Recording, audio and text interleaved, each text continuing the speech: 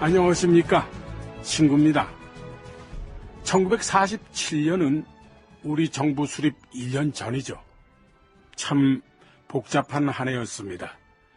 특히 단독정부 수립운동에 돌입하는 이승만 박사의 정치적 야심이 본격적으로 가동되는 시기였습니다. 이 프로그램이 정치사를 중심으로 다루고 있지는 않지만 그 상황도 한번 짚고 넘어가겠습니다. 왜냐하면은 농지개혁이나 귀속재산 문제도 결국 그런 정치적인 지형 안에서 진행되기 때문이죠. 먼저 1946년경 미 군정사령관 하지 중장과 이승만 박사의 관계부터 정리하고 넘어가죠.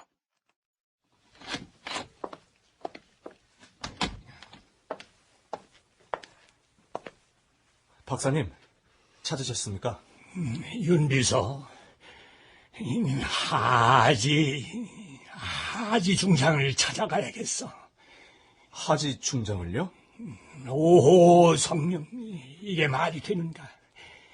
미 군정이 미쳤어.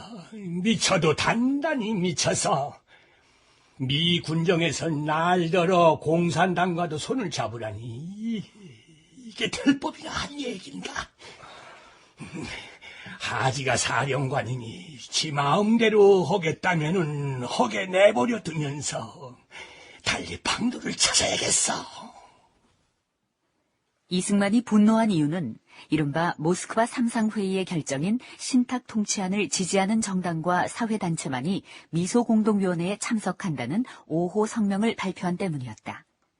당시 국내의 상황은 좌익의 찬탁과 우익의 반탁 진영으로 분열돼 있었다. 이승만은 곧 하지 중장을 찾아갔다. 장군은 어깨에 단 3개의 별이 부끄럽지 않소? 내 어깨에 붙어있는 별과 오후 성명이 무슨 상관입니까? 나는 장군을 야심만만한 군인으로 보고 있었습니다. 헌데 장군은 야심을 이루기엔 역부족입니다. 틀렸습니다. 닥털리, 오늘은 또 무슨 말로 날 모욕하려고 이러십니까? 별이 4개면 대장입니다. 5개면 원수입니다. 별을 더 달고 싶다면 그래서 난이 됩니다.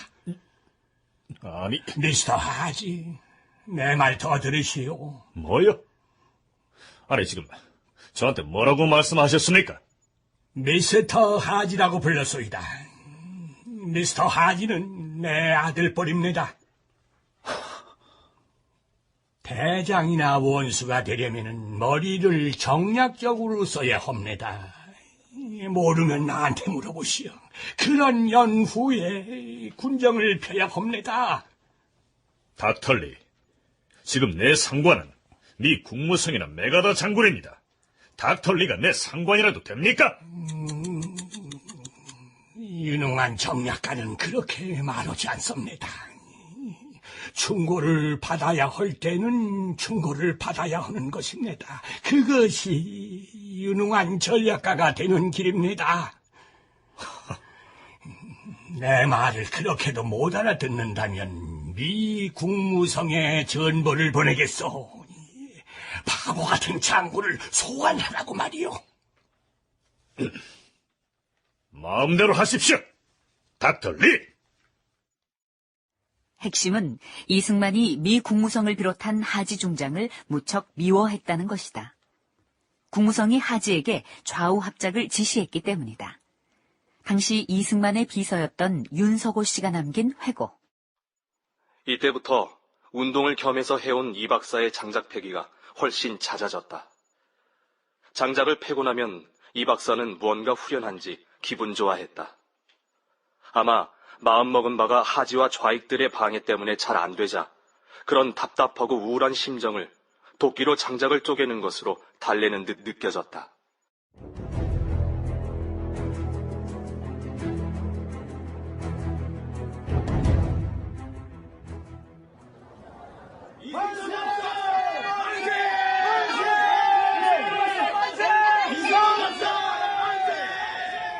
이승만이라는 한 독립운동가가 정치인으로서는 어떻게 갈 것인지 가늠할 수 있는 계기는 1946년에 있었다. 6월 3일 그는 전라북도 정읍에서 연설한다. 이른바 정읍 발언이다. 우리는 무기휴회된 공의가 재개될 기색도 보이지 않으며 통일 정부를 고대하나 여의게 되지 않으니 우리는 남방만이라도 임시정부 혹은 위원회 같은 것을 조직하여 38 이북에서 소련이 절퇴하도록 세계 공론회에 호소하여야 될 것이니 여러분도 결심하여야 될 것입니다. 그리고 민족통일기관 설치에 대하여 지금까지 노력하여 왔으나 이번에는 남쪽만이라도 임시정부나 위원회 같은 것을 조직하자는 내용이다. 비록 신탁 문제를 두고 좌우가 분열되고 미소공동위원회가 결렬 상태였지만 누구도 단독 정권을 세우자는 말은 하지 않고 있던 상태였다. 그것은 곧 분단을 의미하기 때문이다. 이승만의 정읍 발언이 폭탄 선언이었다고 하는 이유도 거기에 있다. 이승만은 널리 알려져 있는 것처럼 친미주의자였다. 그렇다면 당시 미국의 입장은 무엇이었을까? 6월 11일 러치 군정장관의 기자간담회장. 이 박사가 어제 정읍에서 행한 연설 내용 알고 계십니까? 보고를 받아서 대략은 알고 있습니다. 이 박사 발언으로 정치권이나 사회 단체들은 큰 충격을 받았습니다. 말하자면 한반도를 둘로 쪼개자는 것과 다름없는 발언인데 사전에 군정 당국과 조율 과정이 있었습니까? 천만에요. 그런 거 없습니다. 우리 미국의 기본적인 한반도 정책은 소련을 적대시하지 않는 겁니다. 따라서 좌우 합작을 선호합니다. 좌우가 하나가 돼서 통일 정부 수립을 원하고 있다는 말씀으로 이해해도 되겠습니까? 물론입니다. 나는 군정장관으로서 남조선 단독정부 수립에 절대 반대합니다. 더 이상 구체적으로 말씀드려야 할까요? 미 군정장관 러치의 생각은 그랬고 군정사령관 하지 중장의 입장은 어땠을까? 당시 이승만의 정치 고문이었던 로버트 올리버와 하지의 대담에서 그 맥락을 찾아본다. 올리버 박사, 당신이 닥터 리의 실질적인 정치 고문이기 때문에 객관적이긴 어렵겠지만 닥터 리를 어떻게 생각하시오? 애국심이 충만한 보통 국민들보다 수십 년을 멀리 내다보는 특별한 능력을 가졌습니다. 특별한 능력이라. 그렇다면 워싱턴이나 우리 군정청의 계획과는 무관하게 그가 판단하는 게 곧 조선의 미래가 되겠구만. 그건 좀... 올리버 박사, 닥터 리는 조선에서 가장 뛰어난 전략가이면 틀림없습니다. 그렇죠? 그건 분명합니다. 하지만 뛰어난 정치가는 못 되지. 그는 꾸준하게 반소련의 입장에 서고 있어. 무슨 뜻인지 알겠어? 워싱턴과는 대립할 수밖에 없다는... 그렇소. 며칠 전에 정읍에서 닥터리가 발언한 연설은 좌우 합작을 완전히 깨버리겠다는 선언과도 같소. 사령관님, 워싱턴에서도 좌우 합작을 제고하고 있는 걸로 알고 있습니다만 우선순위라는 게 있어. 좌우 합작으로 워싱턴에서 인정할 만한 단일 국가가 불가능할 경우에 한해서 말하자면 좌우 합작 정부가 불가능할 경우 단독 정부를 용인하는 거지. 그런데 닥터리가 눈치 빠르게 워싱턴의 심중을 알아채고 그걸 이용하고 있어. 마치 좌우 합작은 완전히 물 건너간 것처럼 단정하는 한편 단독 정부 수립만이 능사인 것처럼. 그러니까 워싱턴이 생각하고 있는 대안을 닥터 리가 그 정보를 빼내서 선점하고 이용하고 있는 거지. 그래서 정읍에서의 연설도 그처럼 자신 있게 했던 거야. 닥터리가 그 정보를 사전에 알아채고 이용한다는 근거는 없지 않습니까? 근거가 있지. 지난 5월에 우리 군정의 정치 고문 겸 닥터 리의 로비스트인 굿펠로우가 다녀갔어. 두 사람이 그때 만난 자리에서 단일 정부론이 나왔다는 걸 보고받았어. 물론 우리 군정 측에서는 바로 부정했지만. 그렇군요. 올리버 박사, 이 점도 알아두시오. 그의 반소련적인 행동이 계속된다면 미국의 관리하에 수립될 어떠한 정부에도 이승만은 결코 참여할 수 없을 것이오.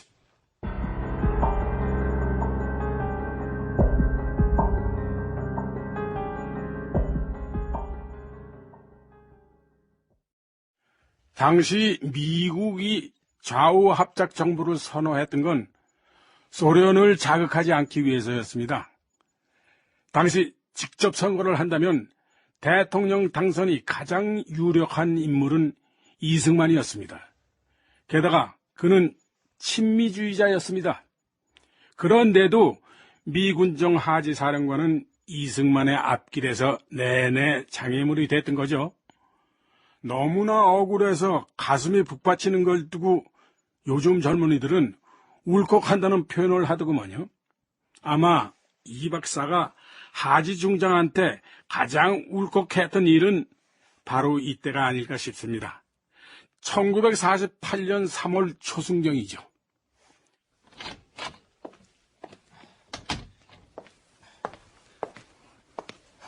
부르셨습니까, 박사님?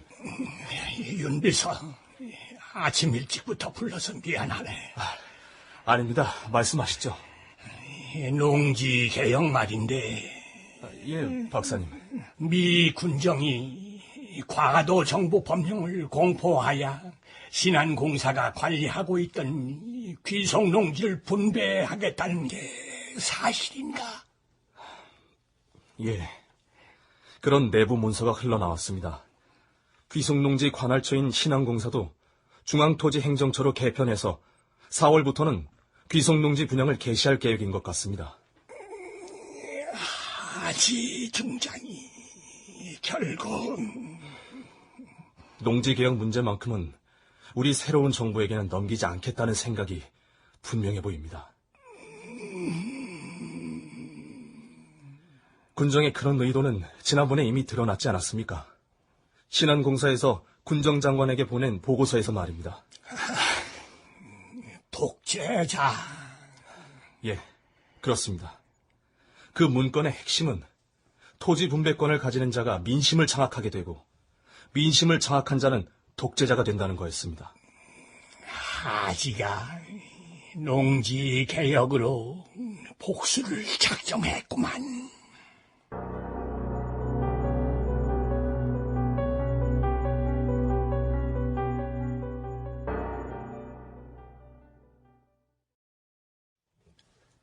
닥터리가? 예, 사령관님. 조금 전에 이 화장을 출발했다고 합니다. 하지 중장 앞에서 대놓고 바보 같은 장군이라고 독설을 쏟아냈던 이승만은 그 뒤로 하지 중장을 찾지 않았다. 물론 좌우의 합작을 추진하던 하지 중장으로선 어떻게든 이승만을 중심으로 좌우가 합작하도록 해야 할 입장이었다. 그러나 좌우 합작도 물 건너간 마당에 두 사람이 만나야 할 이유는 없었다. 그런 상황에서 이승만이 먼저 하지를 찾은 것이다. 이걸 보시오, 하지 중장.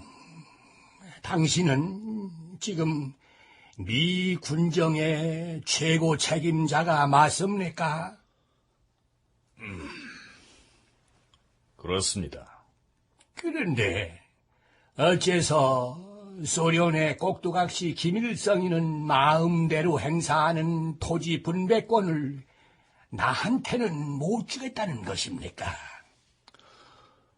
이미 발표된 내용입니다만 토지 분배권을 가지면 독재로 흐를 우려가 있기 때문입니다. 독재? 나는 이 손바닥만한 땅에서 남과 북에 각각 독재자가 존재하는 걸 보고 싶지 않습니다. 지금 우리는 북쪽의 공산 괴뢰 도당과 총뿌리를 겨누고 있소이다. 남조선의 지도자도 북쪽의 두목과 같은 힘을 가져야 합니다, 하지 장군. 닥털리, 나는 귀하를 이 나라 대통령으로 집권시킬 생각이 전혀 없습니다. 그 점을 명심해 주시죠. 미스터 하지, 당신은 결국 빨갱이였구만. 뭐라고? 빨갱이라고요? 나에게 토지 분배권을 주시오. 안 그러면은 당신은 빨갱입니다, 미스터 하지. 이승만으로선 여태까지 지지부진해오던 토지 개혁을 미 군정이 떠나는 마당에 왜 굳이 해야 하느냐 하는 강변입니다.